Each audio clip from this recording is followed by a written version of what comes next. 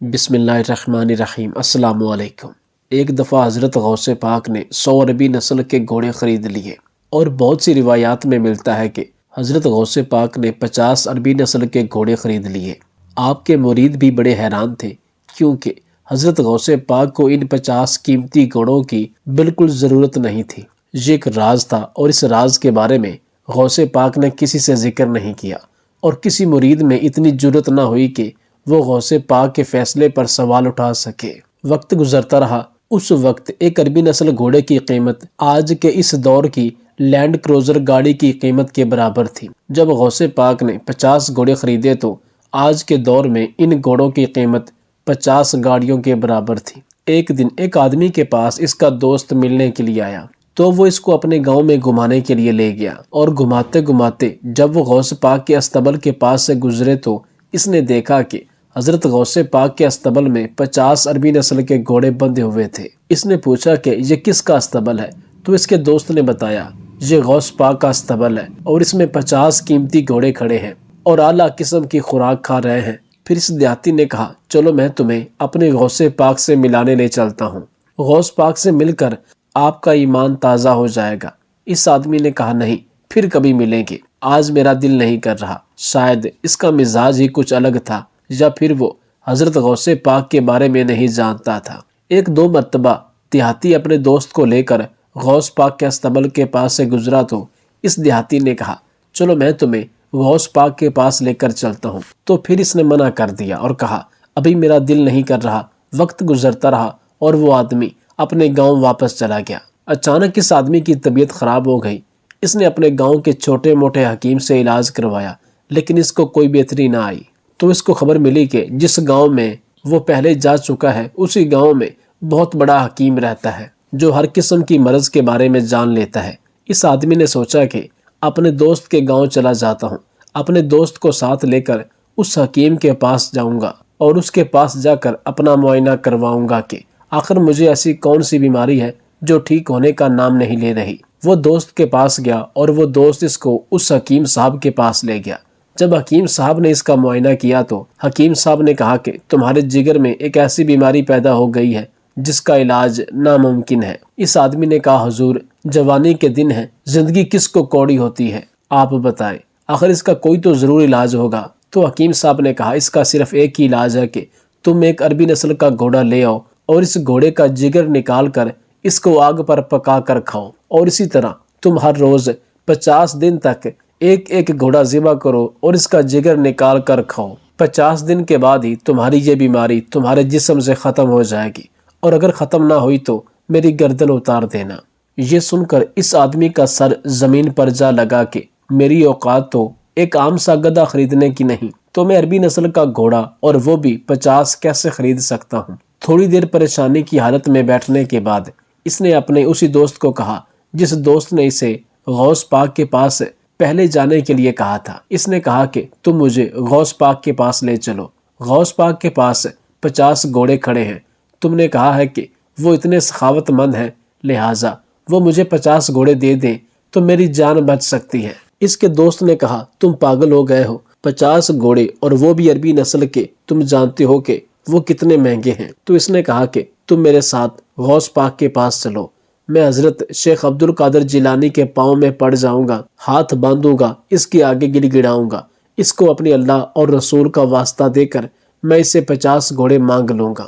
وہ آدمی منع کرتا رہا، لیکن اپنے دوست کے ہاتھوں مجبور ہو کر وہ اس کے ساتھ غوث پاک کے پاس چل پڑا۔ جب غوث پاک کے پاس پہنچے تو اس آدمی کے کہنے سے پہلے غوث پاک نے کہا، جاؤ اور سامنے 50 گھوڑوں میں سے ایک گھوڑا کھول کر لے جاؤ، اور اس کو ذبح کرو، اس کا جگر نکال کر کھاؤ، اور ہر روز آنا، اور اسی طرح ایک گھوڑا کھول کر لے جانا۔ 50 دن تک باقی بچے ہوئے گھوڑوں کو بھی خوراک تمہیں ڈالنے کی ضرورت نہیں، تمہیں اپنی صحت کا خیال رکھنے کی ضرورت ہے، ان کو چارہ بھی میرے مرید ہی ڈالتے رہیں گے، لہٰذا تم ہر روز استبل میں آنا، ایک گھوڑا کھول کر لے جانا، اور اس کا جگر نکال کر اپنے علاج کے طور پر کھاؤ۔ وہ آدمی بڑا پریشان ہو گیا اور کہا، حضور، آپ کو کیسے پتا چلا کہ مجھے یہ بیماری ہے؟ اور مجھے حکیم صاحب نے عربی نسل کے گھوڑے کے جگر کا علاج بتایا۔ تو غوث پاک نے کہا کہ جب تم اپنے دوست کے گاؤں کے لیے روانہ ہو رہے تھے تو اسی دن میں بھی تمہارے پاس سے گزر رہا تھا اور جب میں نے تمہیں دیکھا تو تجھے دیکھ کر مجھے پتا چل گیا کہ تجھے چند دن بعد جگر میں ایک ایسی بیماری پیدا ہونے والی ہے جس کا علاج صرف عربی نسل کے گھوڑے کا جگر ہوگا، اور وہ بھی تمہیں 50 دن تک کھانا پڑے گا۔ لہٰذا اس لیے میں نے وہ 50 گھوڑے خرید لیے، اور وہ گھوڑے میں نے کسی اور کے لیے نہیں صرف تمہارے لیے خریدے تھے۔ یہ سن کر وہ اسی وقت غوث پاک کے قدموں میں گر گیا اور کہا، حضور آپ مجھے مرید بنا لیں، میں آپ کا مرید بننا چاہتا ہوں۔ تو غوث پاک نے ایک خوبصورت جملہ فرمایا تھا کہ اے نوجوان، مرید اپنے پیر کو بغیر آزمائے بن سکتا ہے، تم نے تو مجھے آزما لیا، اب تم میرے مرید نہیں بن سکتے، لیکن یہ 50 گھوڑے میں نے تیرے لیے خریدے، جاؤ اور اس کو کھاؤ اور تم صحت یاب ہو جاؤ گے۔ وہ نوجوان غوث پاک کی سخاوت اور دور اندیشی کے بارے میں اتنا متاثر ہوا کہ ساری زندگی اللہ تعالیٰ کی عبادت میں گزار دی۔ اب دوسرا واقعہ آپ کے ساتھ شیئر کرتے ہیں کہ ایک دفعہ غوث پاک نے بتایا کہ جب میں جوانی کے دور میں تھا تو ہر روز رات کو لوگ اپنے گھروں میں آرام دہ بستر پر سو جاتے تو میں اپنا تھوڑا بہت ضروری سامان لے کر گھر کے پاس ہی میں موجود جنگل میں چلا جاتا اور جنگل کے درختوں کے نیچے بیٹھ کر ساری رات اللہ کی عبادت کرتا۔ وقت گزرتا رہا، ایک رات میں ایک درخت کے نیچے بیٹھ کر اللہ کی عبادت کر رہا تھا کہ اچانک اس درخت کے اوپر اتنی زیادہ روشنی چھا گئی جو میں نے پہلے کبھی نہیں دیکھی، اور اس کے بعد ایک آواز آئی کہ اے میرے بندے، تم نے میری اتنی عبادت کی کہ اب میں نے تجھ پر اپنے سارے فرض معاف کر دیے۔ یہ سن کر غوث پاک نے کہا، لا حول ولا قوت الا باللہ، پھر اعوذ باللہ من الشیطان الرجیم بسم اللہ الرحمن الرحیم پڑھا۔ غوث پاک کو پتہ چل گیا کہ یہ شیطان ہے، کیونکہ اللہ تعالیٰ نے اپنے فرائض کو اپنے نبیوں پر معاف نہیں فرمائے تھے تو پھر مجھ پر کیسے ہو سکتے ہیں۔ پھر اس شیطان نے کہا، غوث پاک تمہاری قسمت اچھی ہے کہ تمہیں تمہارے علم نے بچا لیا۔ شیطان نے سوچا کہ اب دوسری بار غوث پاک کو بہکا لوں گا، تو غوث پاک نے کہا، نہیں ملعون، مجھے میرے علم نے نہیں بلکہ میرے اللہ نے بچا لیا۔ تیرے علم نے تجھے اور تجھ جیسے ابلیس کو نہیں بچایا تو پھر علم انسان کو کیسے بچا سکتا ہے؟ بڑے بڑے علماء کو دیکھا، ان کے پاس بہت علم تھا لیکن وہ پھر بھی گمراہی میں چلے گئے۔ اگر علم انسان کو بچاتا تو وہ پھر کبھی گمراہی میں نہ جاتے۔ یہ سن کر اس شیطان نے کہا، میں شیطان ہوں اور میرے پاس انسان کو بہکانے کے لیے 70 داؤ ہوتے ہیں اور میں کوئی بھی داؤ استعمال کر کے انسان کو بہکا سکتا ہوں۔ تو حضرت غوث پاک نے ایک جملہ کہا تھا کہ جو بندے اللہ کے ہو جاتے ہیں پھر ان کو کوئی بہکا نہیں سکتا۔ یہ سن کر وہ شیطان بھی سمجھ گیا اور اسی وقت وہاں سے بھاگ گیا، اور اسی طرح غوث پاک نے اللہ کی مدد سے اس شیطان کو اس سے بہکانے سے بچا لیا تھا۔ حضرت غوث پاک اکثر کہا کرتے تھے کہ جس نے اپنا تن من دھن اللہ کے راستے میں لگا دیا، اللہ تعالیٰ اس کو ظاہری اور خاص کر باطنی ایسا تن من دھن دیتے ہیں جس میں اتنا سکون ہوتا ہے کہ جس کی روشنی اگر دنیا والوں کو دکھائی جائے تو سورج سے لاکھوں گنا زیادہ نظر آئے۔ اللہ تعالیٰ سے دعا ہے کہ وہ ہمیں سیدھے راستے پر چلائے اور مرنے سے پہلے آخرت کی تیاری کرنے والا بنائے۔ اجمیر میں ایک بہت بڑا مندر تھا جو اجمیر کا اس وقت کا سب سے منفرد اور بڑا مندر تھا۔ اس مندر کی سب سے خاص بات یہ تھی کہ یہ مندر صرف راجاؤں اور رانیوں کی عبادت کے لیے مخصوص تھا۔ مندر کے ساتھ ہی ایک تالاب تھا جس کا نام ساگر تھا۔ ہندو اس تالاب کے پانی کو انتہائی معتبر خیال کرتے تھے۔ ان کا عقیدہ تھا کہ جو اس تالاب میں غسل کر لے اس کے سب گناہ جھڑ جاتے ہیں۔ کہتے ہیں اس مندر میں رات کو اتنے چراغ جلتے تھے کہ رات 3.5 من تیل ان چراغوں میں استعمال ہوتا تھا۔ ارد گرد کے کئی دیہات مندر کے نام تھے، یعنی ان دیہات کی آمدن مندر پر خرچ ہوتی تھی۔ مندر میں ہزاروں ملازمین تھے جن کا کام آنے والوں کی رہنمائی کرنا تھا کہ کون سا خدا بیٹے عطا کرنے والا ہے، کون سا دیوتا صحت و تندرستی کا مالک ہے، اور کس مورتی کی پوجا سے دولت مہربان ہوتی ہے۔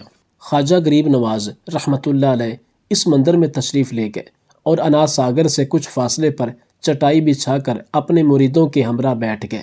عصر کا وقت تقریباً ہوا ہی جاتا تھا، لہٰذا آپ رحمۃ اللہ علیہ نے حضرت قطب الدین رحمۃ اللہ علیہ سے آذان دینے کا کہا۔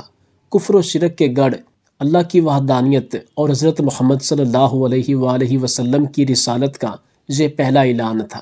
وہ لوگ اسلام سے مکمل طور پر لا علم تھے، چنانچہ آذان کی آواز سن کر وہ حیران ہوئے اور اپنے گھروں سے نکل آئے۔ سب مسافروں نے انا ساگر کے پانی سے وضو کیا اور نماز پڑھنا شروع کی۔ سب ہندو حیران رہ گئے کہ سب بھگوان تو اندر ہیں، تو یہ لوگ صحن میں کس بھگوان کو سجدہ کر رہے ہیں۔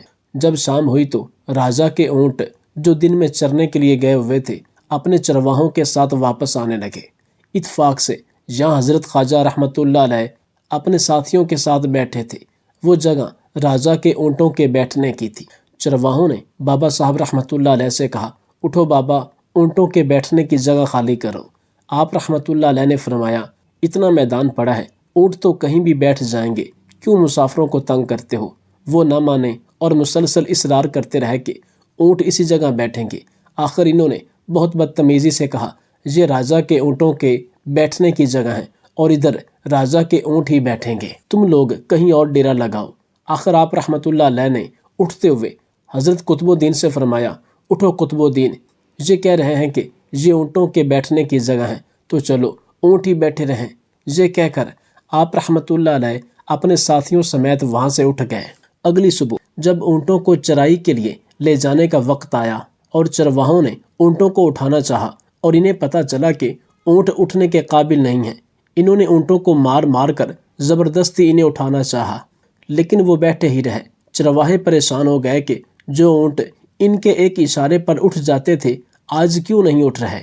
آخر انہیں یاد آیا کہ کل اس مسافر فقیر نے کیا کہا تھا کہ چلو اونٹ ہی بیٹھے رہے۔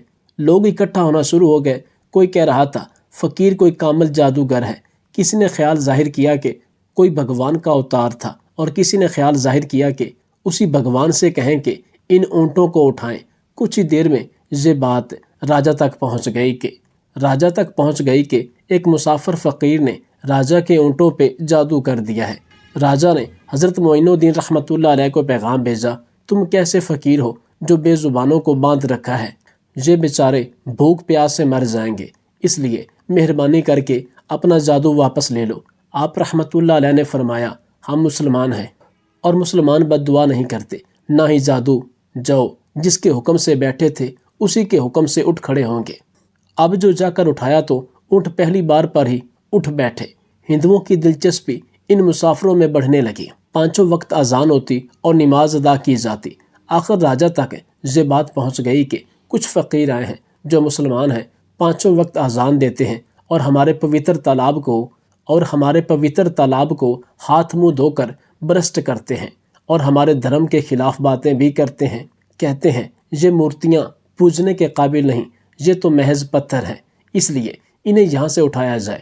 راجا نے فقیروں کو پیغام بھجوایا کہ تم لوگ ماس گوشت کھاتے ہو، ہمارے دھرم کے خلاف بولتے ہو، اور تو اور ہمارے پاک تالاب کو اپنے ہاتھ ڈال کر ناپاک کرتے ہو، جو ہم برداشت نہیں کر سکتے، اس لیے تم لوگ یہاں سے چلے جاؤ۔ آپ رحمۃ اللہ علیہ نے فرمایا کہ اور بھی تو اتنی دنیا آتی ہے، ہمارے پانی لینے سے کون سا کوئی کمی آ جائے گی؟ لیکن وہ کہنے لگے کہ وہ سب ہمارے اپنے دھرم کے لوگ ہیں اور تم دوسرے دھرم کے ہو، آئندہ تم لوگوں نے تالاب کو ناپاک کیا تو ہم سختی سے پیش آئیں گے۔ آپ رحمۃ اللہ علیہ نے حضرت قطب الدین بختیار رحمۃ اللہ علیہ سے فرمایا، شاید یہ لوگ آئندہ ہمارے پانی لینے پر کوئی فساد برپا کریں، جاؤ ایک مشکیزہ پانی لے آؤ تاکہ ضرورت کے وقت کچھ پانی تو موجود ہو۔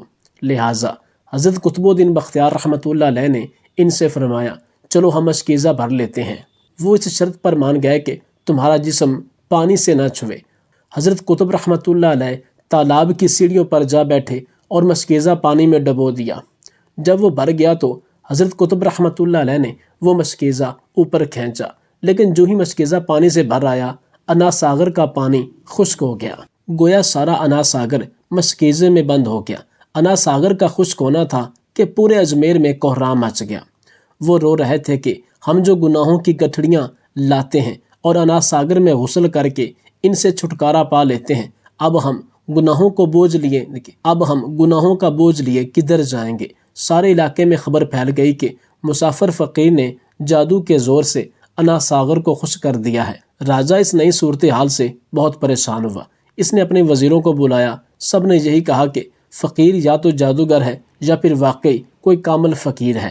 ساتھ ہی وہ پریشان ہوئے کہ اجمیر کی رونق تو تھی ہی انا ساگر کے دم سے، اسی کی وجہ سے لوگ دور دور سے اجمیر آتے تھے اور اپنا ایمان مکمل کر کے لوٹتے تھے۔ انا ساگر کے خشک ہو جانے سے ہندو دھرم کی تبلیغ کو دھچکا لگے گا اور یہی تشویشناک بات تھی۔ آخر طے پایا کہ فقیر سے مذاکرات کیے جائیں، آخر وہ کیا چاہتا ہے، اگر اس کے مطالبات معقول ہوں تو تسلیم کر لیے جائیں، یا پھر سب مردوں عورتیں اور بچے جا کر فقیر کی منت سماجت کریں کہ لوگوں کو پریشانی سے نجات دلاؤ، لوگوں کو پریشانی سے نجات دلاؤ اور ہم پر کرم کرو، ہم پاپ کے بوجھ اٹھائے کدھر جائیں اور کیسے سکون پائیں۔ یہ تجویز زیادہ آسان تھی۔ لہٰذا تمام لوگ بابا صاحب رحمۃ اللہ علیہ کے پاس آئے اور بولے، بابا جی تم بھی وضو کر لیا کرنا، لیکن بھگوان کے واسطے ہمارا انا ساگر ہمیں لوٹا دو۔ آپ رحمۃ اللہ علیہ نے حضرت قطب رحمۃ اللہ علیہ سے فرمایا، جاؤ قطب، مشکیزہ واپس تالاب میں ڈالو۔ جو ہی مشکیزہ تالاب میں الٹا گیا، انا ساگر کناروں تک اچھل آیا۔ اس پانی نے دلوں کو دھو ڈالا۔ ہندو قوم کی اپنی تاریخی کتابوں میں بھی ہندو مورخ اس بات کو تسلیم کرتے ہیں کہ اس شام 32,000 ہندو کلمہ پڑھ کر مسلمان ہو گئے، اور ہندوؤں کے مسلمان ہو جانے سے ہندو پنڈتوں اور عام ہندوؤں میں بھی غم و غصے کا طوفان اٹھ کھڑا ہوا۔ وہ سوچ میں پڑ گئے کہ فقیر اگر کچھ دن مزید ادھر رہ گیا تو دیوی دیوتاؤں کا نام لینے والا بھی کوئی نہ رہے گا۔ لہٰذا لوگوں نے راجا کو مجبور کیا کہ جلد کچھ کیا جائے۔ راجا نے مندر کے بڑے پنڈت رام دیو کو بلوایا اور اسے بابا صاحب رحمۃ اللہ علیہ سے مناظرہ رکھ کر جلد از جلد انہیں شکست دینے اور اجمیر سے باہر نکال دینے کا حکم دیا۔ رام دیو اپنے وقت کا مانا ہوا پنڈت تھا، جس کی علمی قابلیت کی دور دور تک دھوم مچی ہوئی تھی۔ اس نے راجا کو یقین دلایا کہ جلد ہی راجا کوئی اچھی خبر سنے گا۔ رام دیو بابا صاحب رحمۃ اللہ علیہ کے پاس آیا اور الٹے سیدھے سوالات کرنا شروع کیے۔ بابا صاحب رحمۃ اللہ علیہ نے خاموشی اختیار کیے رکھی۔ جب رام دیو نے حد سے بڑھ کر شور مچانا شروع کیا تو بابا صاحب رحمۃ اللہ علیہ نے اس کی طرف آنکھ اٹھائی اور مسکرا کر فرمایا، رام دیو تو شور مچا رہا ہے اور میں تیرے ماتھے پر ایمان کا نور چمکتا دیکھ رہا ہوں۔ اس نگاہ اور لہجے میں نہ جانے کیا جادو تھا کہ رام دیو قدموں پر گرا اور روتے ہوئے بولا، بابا جس دھرم کے تم ہو اسی دھرم میں مجھے بھی شامل کر لو۔ سب لوگ جو مناظرہ دیکھنے آئے تھے اس کی کایا پلٹنے پر حیران تھے، اور رام دیو جو بابا کو شکست دینے آیا تھا خود مفتوح ہو چکا تھا، اور جتنے لوگ بھی وہاں کھڑے تھے سب نے کلمہ پڑھ کر مسلمان ہونے کا اعلان کر دیا۔